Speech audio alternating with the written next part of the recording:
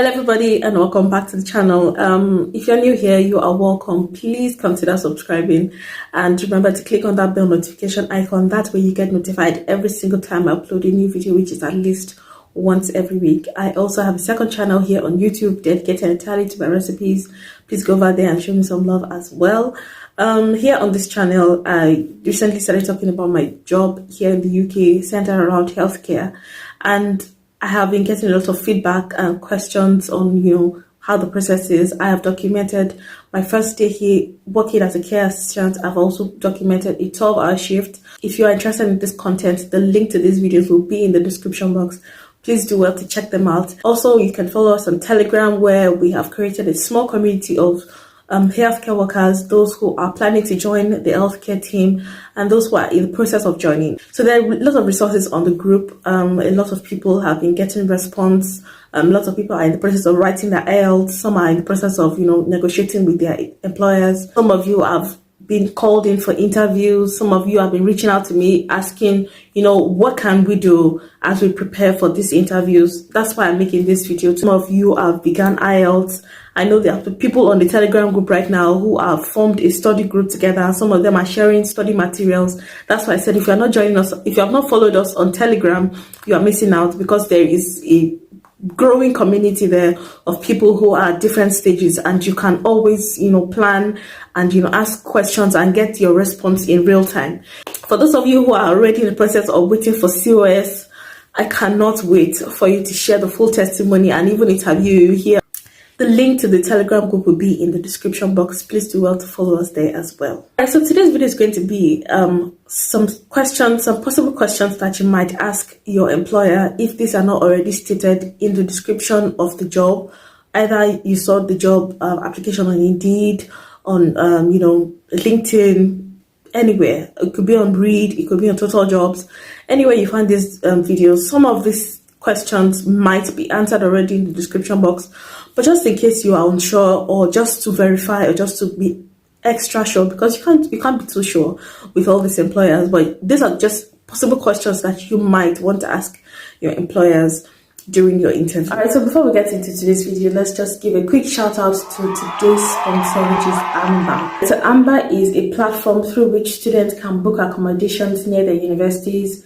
As Southeast Asian largest student accommodation provider, we are currently optional in 100 plus cities in Australia, Europe, Denmark, France, Germany, Ireland, Spain, UK, and a lot more. And it's broken down into 3 steps: search, finalize, and book. For search, students can choose from a wide range of options according to their preference, including low to high budget options and flexibility in size, occupations, whether you want it in suite, studio apartment, multiple sharing, and so on.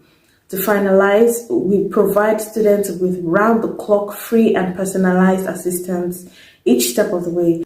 The last stage, which is booking, their executives will not only be with their students or their clients through every step of the way, but they will also take care of cumbersome paperwork, including lease agreements. Students as well as clients can also find out more about their home away from home with live viewing sessions and are on the ground property experts, which means that even if you're not on the ground, you can also interact with them and they'll conduct live viewing sessions for you.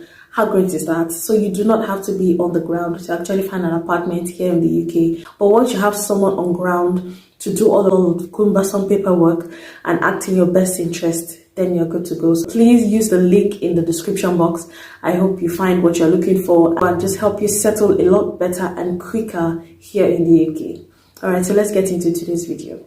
Alright, so the first question that you might want to ask, which you should not even be ashamed of at all, because it's the cocoa of why we came to this country to work. Alright, so the first question is, how much does this job pay per hour? Alright, so here in the UK, most people get paid by the hour. So it is very important to ask this question. Most of the time, this is the one that is usually stipulated on the description of the job, and you don't really need to ask, but some of them will tell you again during the interview. But if you're unsure or you just want to be extra sure, you can ask Some of them will pay you depending on where you work, whether the NHS or care homes, or whether you are signing up with an agency. They will tell you how much they pay per hour, which should really not be below the minimum wage. Some of them pay a lot more or a lot better than some other places. I've talked about salaries and benefits. If you are interested in that video, I'll link it up somewhere in the card here so you can go and watch that video just to avoid repetition. The second question is very important. Okay, the first question is important, but the second question is importanter. If you are looking for tier 2 visa, ask them, do you offer tier 2 sponsorship? Because most of us are not just coming here for experience for a short while. Most of us really want to stay and get experience and ultimately get the indefinite leave to remain. All right, so it is very important to ask. Some offer 3 years, some offer 5 years sponsorship. A lot of debate has been going on as to how many years would be ideal. For some people, they can only say, okay, let me take 2 years just in case I don't like the working environment, or just in case care work is not for me. I can only endure for like 2 years and then I'm ready to move on. Some people will say they are okay, they're in between, let me go for 3 years. Some will say, with that year, let's go for 5 years. So it really depends on you. It's also a question to ask your employer if if you are planning to come and work here in the UK. So always ask this question so that you know how long your visa is going to last for, or what the plan is, or the projection of your plan will be for the next long-term plans, like let's say 5 years, 3 years. So important questions to ask. All right, so the third question would be, are there other benefits attached to my salary? All right, so like I explained to you in my previous videos, some employers will only pay you your wages or your salary, and some of them do not come with any benefits. However, some employers offer benefits. Some offer free optical care, some offer free dental care attached to your salary.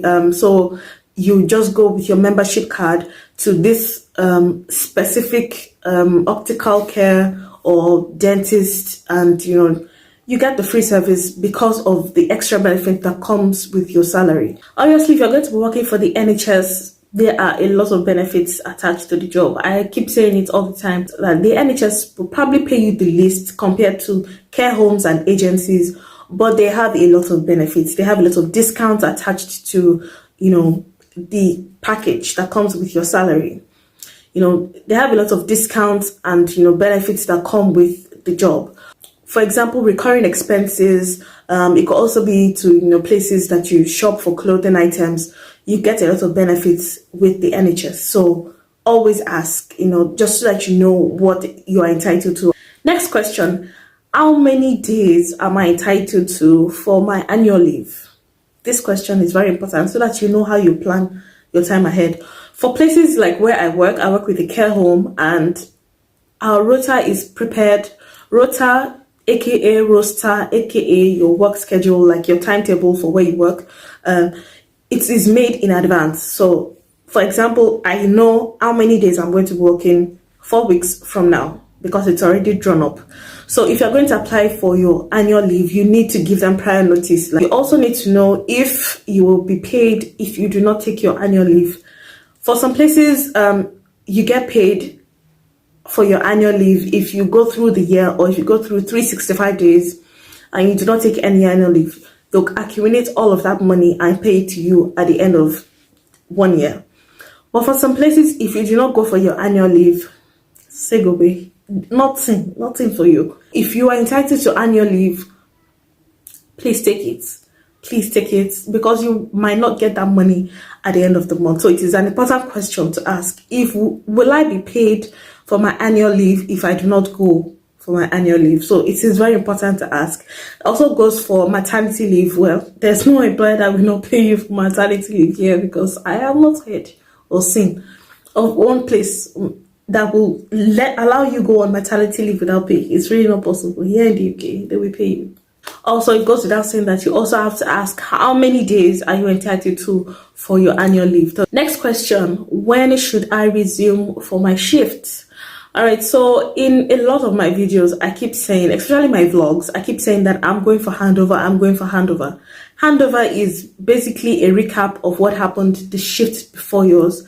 Most of the time, well, typically or ideally, it is usually written out in a handover sheet. It contains all the names of the residents, either in the floor or in the home, or in the section where you'll be working. So you know exactly what happened the shift before yours. It tells you where and how the residents have behaved or how their mood has been throughout the day. It just tells you basically what happened and gives you an idea of where the residents are and what their state of mind, state of health is at the time that you are taking over. All right, so typically, the handover in my place of work will differ, or the time that it takes for us to do handover in my place of work might differ from somewhere else. Typically, for myself, I like to go 15 minutes to the start of my shift so that I am able to. That's when we usually have handovers, like 15 minutes to the start of the shift. For some people, they have to go in like 30 minutes earlier. Some, go exactly like on the time, go. But personally, I like to hear the recap. I like to know what happened the shift before mine. So I'm not going in blindly. So always ask, what time am I expected to come in before my shift starts, so that you're not just going in and you're starting work immediately. You have time to get yourself. For someone like me also who walks to work, I need time to catch my breath because it's quite a distance, and it just needs time. So you just get to know, or ask your manager, or ask your team lead, or the senior carer in charge, or the nurse in charge, or whoever is managing your floor. When should I come in for work? What time is handover? Just to be able to prepare your mind and let you know when you're expected to be at work, and you're not always tagged the latecomer. Next question, which is very important to the previous point: do I get paid for overtime? All right, so like I just explained, coming for handover, you come in about 15 minutes to 30 minutes to the start of your shift, and all of that is overtime, it's extra time, because it's not the time I'm supposed to be at work. I don't know if you understand what I'm saying. I'm going in a couple of minutes before my shift starts, and I'm leaving a couple of minutes after my shift ends because I have to do handover to the people taking over my own shift. So that's like an extra 30 to 1 hour that I'm spending at work. Now, it is important to ask them, am I going to get paid for overtime? Ideally, when you go into work, you have to clock in. You're either given a fob or a disc, or something to just clock in when you get to work. So it tells you, so the time that you get into work and you clock in is recorded on the system, and also the time that you clock out of work is also recorded on the system. For some places of work, you do not even need to ask. You will get paid based on the time that you clock in and the time that you clock out. And so just ask, will I get paid for overtime? So that you're not calculating your money at the end of the month and it's not adding up. Next question, which is very important, because the day I found out the answer to this question, I had already started work. The question is, how many hours do I get paid for? Which sounds like a stupid question, or a question that you should not even need to ask. But it's important. I will tell you why. Like I said before, I have a 12-hour shift. I work 12 hours. But you are entitled to 1 hour break. And for that 1 hour break, you don't get paid. So if I don't take that time off, I'm working extra 1 hour without pay. You understand what I'm saying? So it's important to ask, will I get paid for my breaks? It depends on the employer. Some of them will pay you for your time off. Some of them will cut that time off and only pay you for the time that you work. The next question is also very important. I mean, all these questions are really important. But the next question is, will I be able to pick up extra shifts? Now, depending on your rota, the first week I work 4 days. The next week I work for 3 days. All right. So this week I'm on for 4 days. Next week I'm on for 3 days. Within that time, you have some extra days that you are off, and if you want to work more, you can pick up extra shifts if it is available. Because I know that some of the care homes and some of the NHS trusts, they kind of plan ahead and they have workers on the bank where they call them in if there's any gaps in the rota or in the amount of people that should be at work. So it's important to ask if you will be able to pick up extra shifts, because at the end of the day, it is time that you are losing. It's time that you are not going to be working. So it's important to ask that question. The next question is also a money question. I mean, it's money that we came to look for. So pardon me if all these questions are just money, money, money, but there are also a lot of other questions there. And when do we get paid? This question is important. I don't know how it is in the NHS because I don't work for the NHS, but for care homes, we get paid every 4 weeks, which is totally different to what goes on when you work with agencies. When you work with agencies, you get paid every Friday. So that means you get paid every week, like once every week. So that's it. Very important question. This is not even a money question, but it's a very important question to ask. What is the career progression for this job? For a lot of care workers that I've seen, especially the indigenous care workers that I've interacted with, either at my place of work or outside my place of work, most of them have been doing care work for years and years and years on end, and they are still at care worker level. For someone like me, no, I cannot be doing care work for years and years and years on end. There has to be career progression. What is the projection of this? Am I going to be doing the same thing year in, year out? I mean, what qualifications am I eligible for after a certain amount of time that I've worked here? So it is very important to ask your employer this question. Some of them will, or some of them might be able to enroll you for top-up courses that will cause you to be eligible for senior carer roles or team lead roles or, nursing roles, depending on the employer. So it's very important to ask these questions. There's a lot of room for expansion. A lot of people are going from care work into nursing. Some of them are going from care work, into physio. And there's also people who go from care work to medicine, like they become doctors just by, doing top-up courses and, qualifying exams and things like that. So yes, there is room for expansion. There's room for growth. Always ask your employers. The reason why I'm asking you to ask your employers is because if you work for them, they will bear the cost. So you don't have to pay extra for schooling. Someone has also asked me, if I'm into care work, will I be able to go to school and become a nurse? Yes, it is very important. It is very possible because some of these employers will pay for your schooling while you work for them. So you are working and you're schooling and you're earning a pay. So you get what I'm saying. So there's room for expansion, there's room for growth, there's room for career progression. All right, so the final and last question. This question has come more than once, and I don't even know why I put it as the last question, but here it is. Can I work only nights or can I work only days? Most employers would like to put you on days and nights, but because of peculiar situations attached to each employee, employers are a lot more sympathetic and they are more understanding and will put you on the rota that best suits you and your peculiar situation. For me, my husband goes out during the day, so I have to be at home with my 3-year-old just so that someone is at home with him because he's not yet in school. All right, and someone has to be at home to do school runs because we take the children to school in the morning, and in the afternoon someone has to be at home to bring them back. Childcare is mad, and we can't afford that right now because they also get paid by the hour. So it's like you're working for childminder.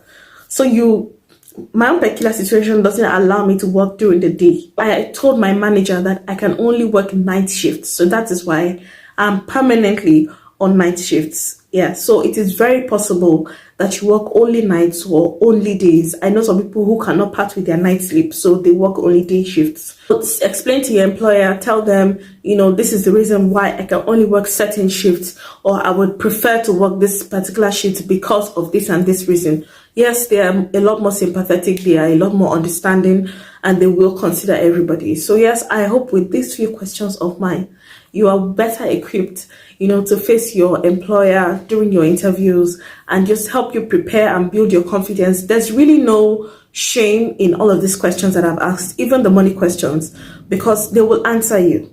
A lot of things, there are a lot of other questions that I have not listed here. There will probably be a part 2 to this video. Just keep applying, you guys. If you have watched this video up until this point and you found anything of value here in this video, please remember to give this video a huge thumbs up. It does a lot to help my analytics here on YouTube, and also helps other people to see this video. Like this video, share it on your Telegram and WhatsApp groups. Remember to subscribe if you haven't done so already, and I will see you in my next one. Goodbye, guys. For me, I have a husband here in the UK. Am I supposed to have branch? I don't understand. I don't get. That was dumb.